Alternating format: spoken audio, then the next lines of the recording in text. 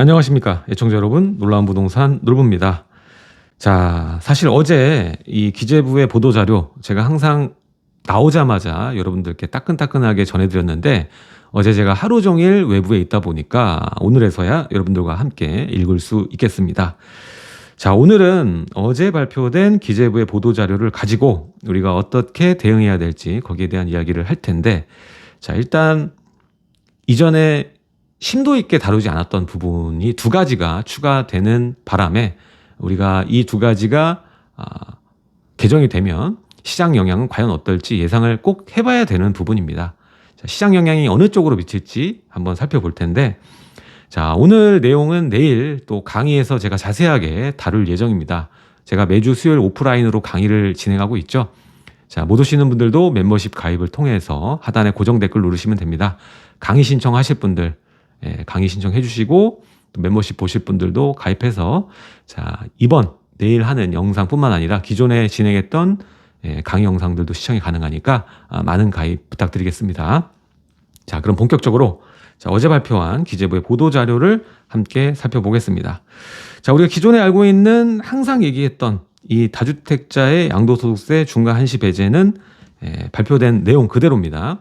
이전에 이미 얘기를 드렸던 부분이고, 자, 근데 여기서 끝나는 게 아니라 이번 시행령 개정에 두 가지가 더 포함이 돼요. 그 두 가지가 굉장히 중요한데, 첫 번째가 얼마 전에 이제 발의안 올라왔던 내용이죠. 최종 1주택 개념. 이게 사라지게 되고요. 두 번째가 이제 일시적 2주택.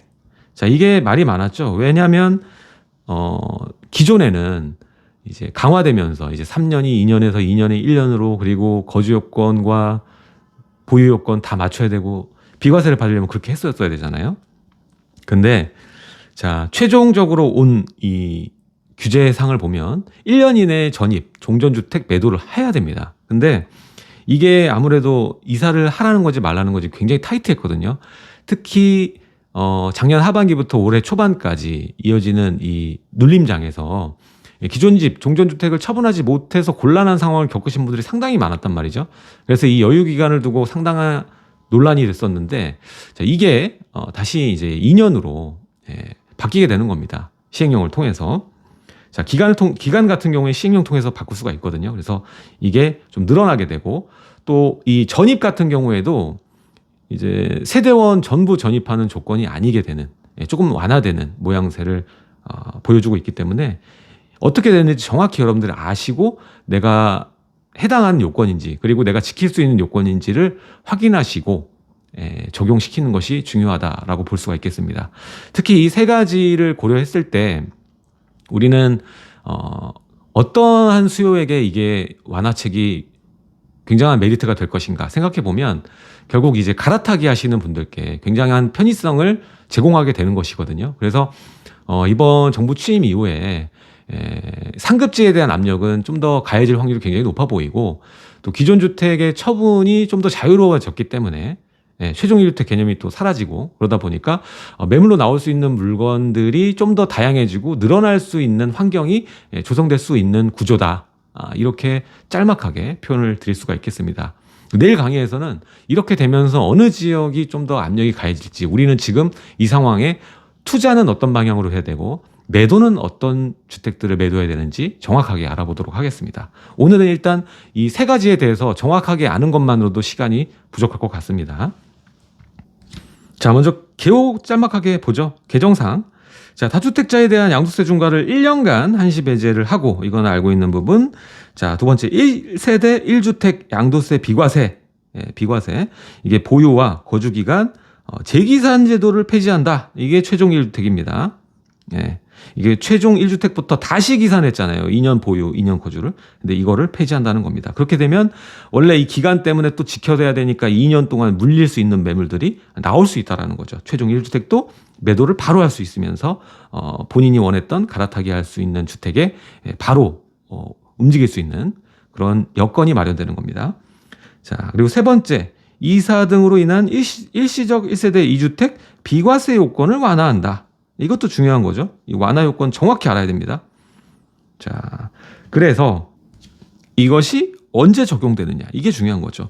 원래 이런 규제들이 나오면 소급 적용이 안 됩니다. 그래서 언제부터라는 게 많은데 자 납세자한테 유리한 개정이면은 이게 소급 적용이 가능한 겁니다. 그래서 시행령 개정일 이전인 바로 취임일이죠. 22년 5월 10일 분부터 양도분부터 소급 적용이 된다라는 것을 정확히 여러분들이 아시면 될 것 같습니다. 자 여기에 대한 기대 효과는 자 세부담이 좀 낮아지는 것이고 규제가 완화되면서 물건을 좀 매도할 수 있는 매도세를 유도할 수 있고 매도세가 이어지다 보면 이제 매매 시장이 어느 정도 안정화될 수 있는 그런 환경이 조성된다. 자 그리고 일시적 2주택 같은 경우에도 거주 이전 관련 불편을 해소할 수 있다는 것. 굉장히 지금 1년 이내 전입과 종전주택 처분이 굉장히 어려우니까 이것들이 좀 해소될 수 있다. 이렇게 되면서 갈아타기 할 수 있는 분들이 좀 더 늘어날 수 있겠죠. 매도에도 좀 여유를 가질 수가 있고요. 자, 그래서 이 부분들이 이제 입법 예고 들어가 있고 지금 이제 국무회의를 통해서 5월 말쯤에 공포가 되고 5월 10일 양도분부터 소급 적용된다. 이렇게 정의를 하시면 됩니다.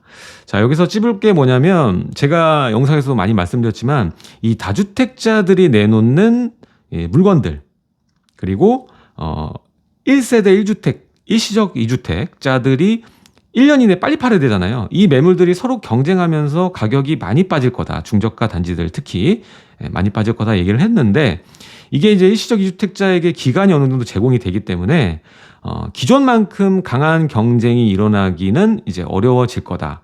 좀 추이를 보면서 매물을 내놓을 확률이 굉장히 크다. 그리고 이 다주택자 양도세 중과 한시 배제가 되더라도 이 당장 간의 기간이 굉장히 짧죠. 5월 달, 그러니까 6월 1일 이 여러 가지 보유세 기산일 앞서서 매도할 수 있는 기간 자체가 굉장히 짧기 때문에 여기는 사실 관망으로 이어질 확률이 굉장히 높거든요. 예, 그래서 많은 분들이 생각하는 폭락 수준이 과연 나올 거냐 이게 많은 분들이 궁금해하시는 부분인데 그러긴 좀 어려워 보입니다. 하지만 이 경쟁이 좀 줄었다고 해서 가격이 그대로 유지되느냐 그것도 아니거든요. 이게 기간을 긴 호흡으로 두면서 어차피 매도세는 유지가 되는 상황으로 가기 때문에 시장 안정화에는 꽤 기여를 할 것이다라고 볼 수가 있겠습니다. 자 일단 올해는요. 올해는 이 다주택자들의 그 처분해야 되는 주택에 어느 정도 이 매물 출애량이 여기서 나올 거다라는 생각이 듭니다. 일시적 2주택은 이제 한숨을 골랐기 때문에 다주택자 물건이 초반에 집중돼서 시장에서 경합을 펼칠 것이라고 예상이 되고요.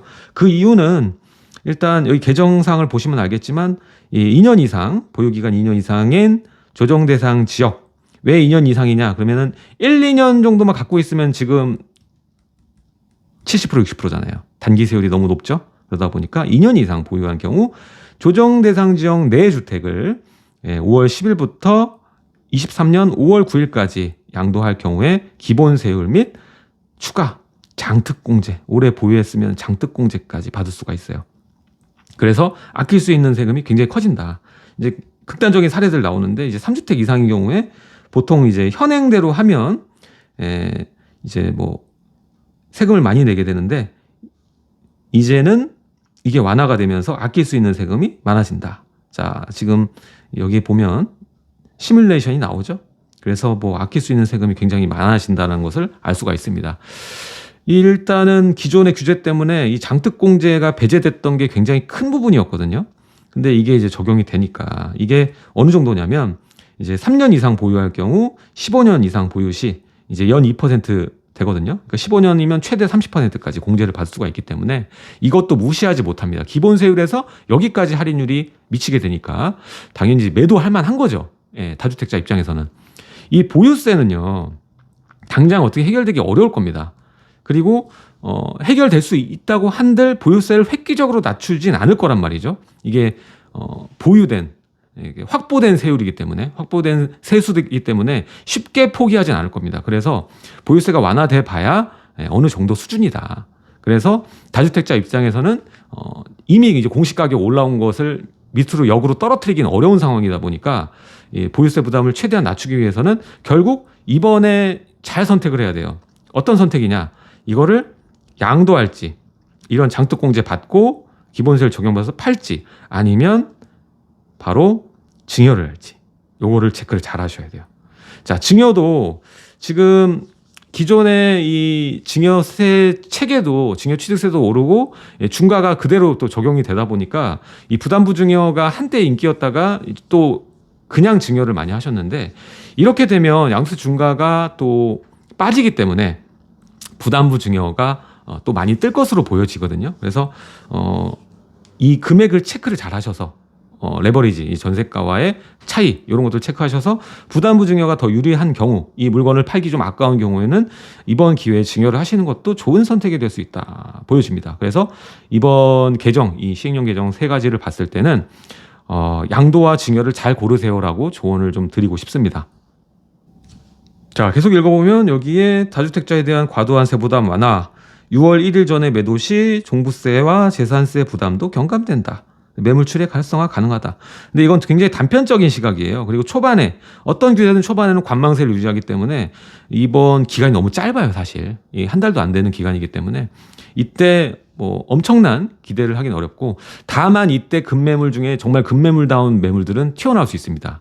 그래서 여러분들이 이 6월이 되기 전에 잘 시장을 관찰하고 내가 원하던 지역들을 보다 보면 생각보다 저렴하게 물건을 잡을 수도 있다는 생각을 해볼 수가 있습니다.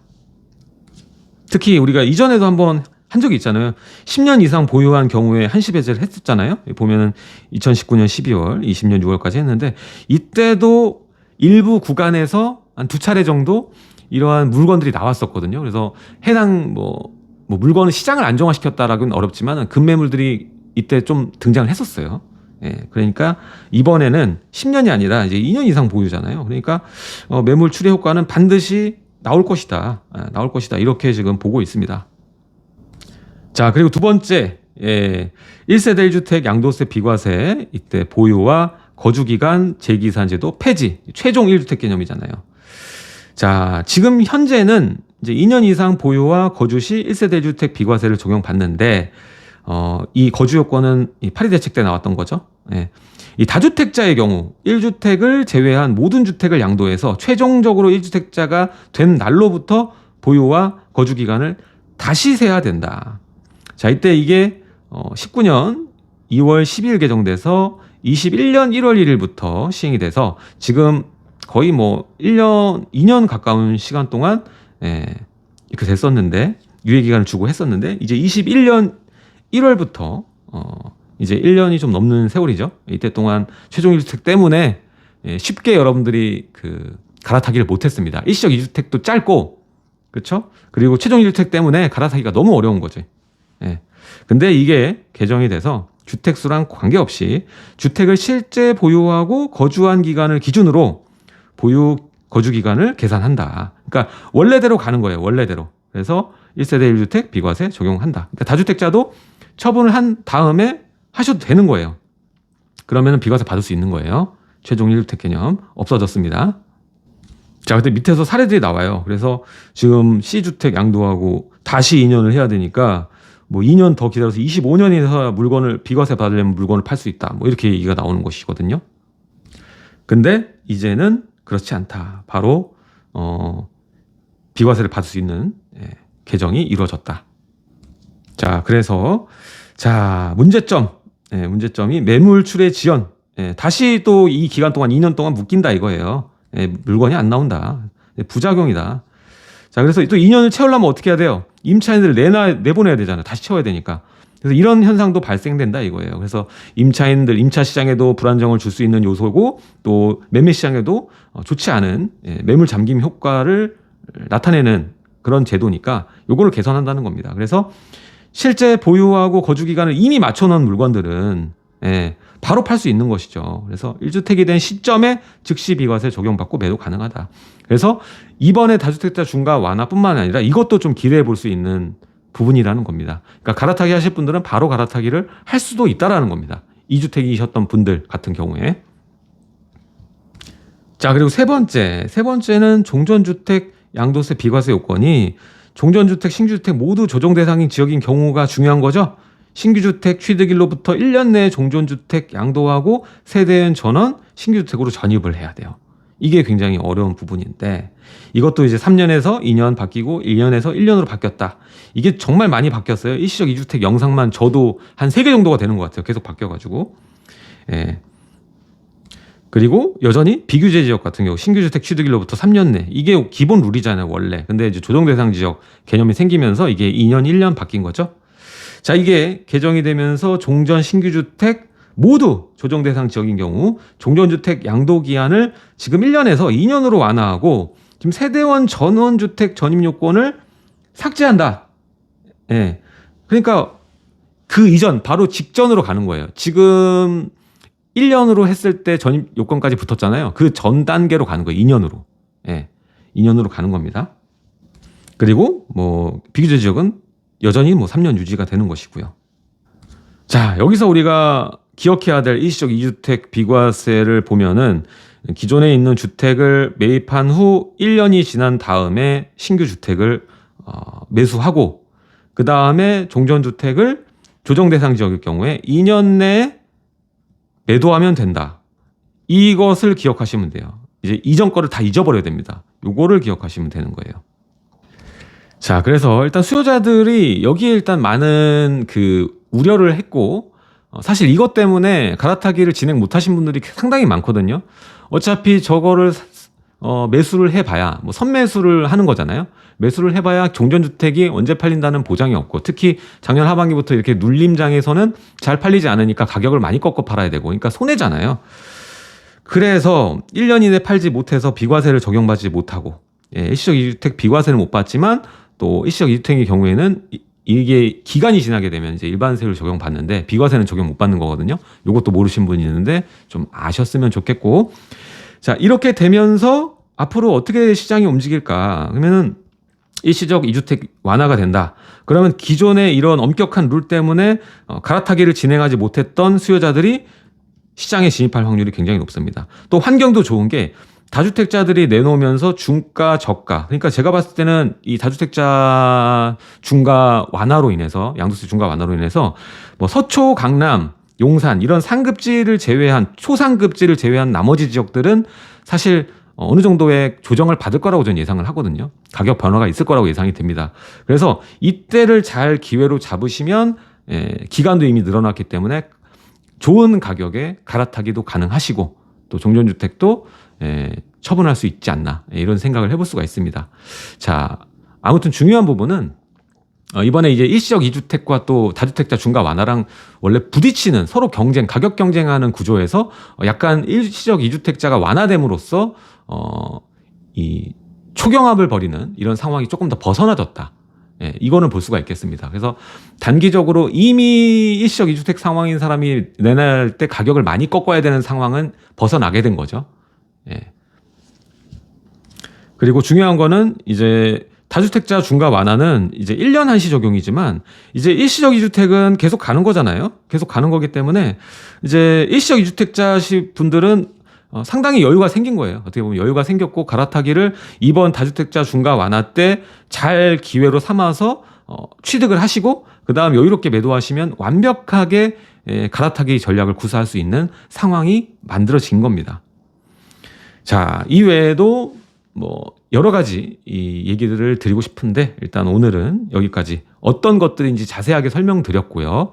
여기에 대한 파급 효과에 대해서는 제가 내일 강의를 하고 일요일 날 이번 주 일요일 날 하이라이트 영상 20분짜리로 찾아뵙게 될 겁니다. 그래서 우리가 찾아봐야 될, 들여다봐야 될 시장, 다주택자 중과 완화를 통해서 우리가 좀 더 저렴하게 기회를 맞을 수 있는 지역은 어딘가 이런 것들에 대해서 좀 얘기를 나눠보고요. 오늘의 이 시행령 개정안 3가지를 한마디로 정리하자면 일단 갈아타기의 기회가 왔다. 이렇게 좀 설명드릴 수가 있고 여기에서 좀 부족한 부분은 사실 이제 다주택자에 대한 양도세 완화가 진짜 완화인가 이거는 사실 어렵거든요. 다주택자에 대해서는 여전히 취득세 중과 부분은 남아있기 때문에 다주택자들이 물건을 정리하면서 또 새로운 투자를 진행하기는 여전히 어려운 구조입니다. 그래서 시장이 활성화되면서 상승 효과를 바로 이제 얻어오기도 또 어려운 그런 상황이라는 것이죠. 그래서 차후에 이러한 취득세 중과에 대한 것도 공약이 있기 때문에 이게 또 언제 이루어질 것인가를 지켜보는 것도 굉장히 중요한 부분이다라는 생각이 들고, 지금 이때가 어떻게 보면 또 기회일 수 있는 게, 제가 전에도 말씀드렸지만 취득세 중과를 피하는 방법, 제가 영상에도 얼마 전에 올려드렸죠. 일주일 전에 올려드렸는데, 이거를 보시고 미리 시장에 좀 기회를 잡아서 접근해 놓으시면 가격적인 면에서 좀 저렴하게, 부동산은 딴 거 없습니다. 싸게 사는 게 제일 중요합니다. 투자 시장은 절대 죽지 않습니다. 항상 위기 시에도 투자하는 사람이 있어요. 그러니까 기회를 잘 잡으시는 상황으로, 여러분들 유리한 상황으로 만드셨으면 좋을 것 같습니다. 자, 오늘 아쉽지만 오늘은 이 기재부의 발표, 보도 자료만 정확하게 어떤 내용인지 알아보는 시간이었으니까 보시고 짧게 갈아타기 준비하시는 분들은 지금 눈 크게 뜨셔라, 이렇게 정리를 하겠습니다. 오늘 내용 여기까지 하도록 하고요. 하단에 고정 댓글 누르시고 강의 참석 많이 해주시고 멤버십 가입 많이 부탁드리겠습니다. 저는 다음 시간에 또 뵙도록 하겠습니다. 감사합니다.